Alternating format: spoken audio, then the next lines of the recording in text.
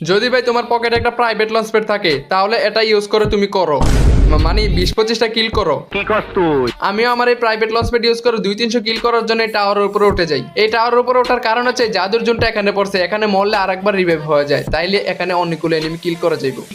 কিন্তু ভাই টাওয়ারের উপরে আমি 2 দিন ধরে বসে আছি, তবে একটা এনিমি দেখা পাইনি। তখন এদিক থেকে একটা ছেলে আমার টিমমেটকে করে দেয়, মানে লোড বক্স তৈরি করে দেয়।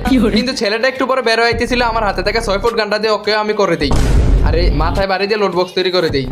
এই ঘটনার এক যুগ পর রাত থেকে দিন হয়ে যায়, এনিমি সন্ধান আর মিলে না। কিন্তু এদিক থেকে আরেকটা এনিমি ছাদের উপর থেকে আমাকে মারার জন্য চলেছে, কিন্তু নিজে লোড বক্সে বাড়িতে চলে গেছে। এইটাকে লোড বক্স তৈরি করে নিচে একটা ছেলে বাংলা গান গাইতে গাইতে সোজা যাইতেছিল, ছেলেটাকে সিঁড়ি থেকে ধাক্কা দিয়ে ফেলে দিই।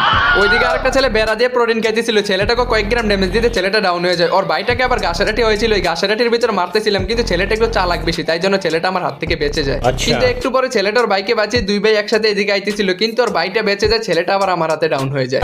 এইটাকে ফিনিশ করতে নিচে আরেকটা ছেলে এসে আমাকে জিজ্ঞেস করে, ভাই এখানে এগুলো লোড বক্স হয়েছে কিভাবে? আমি ওকে বাড়ি দিয়ে দেখিয়ে দিই এইভাবে লোড বক্স হয়েছে।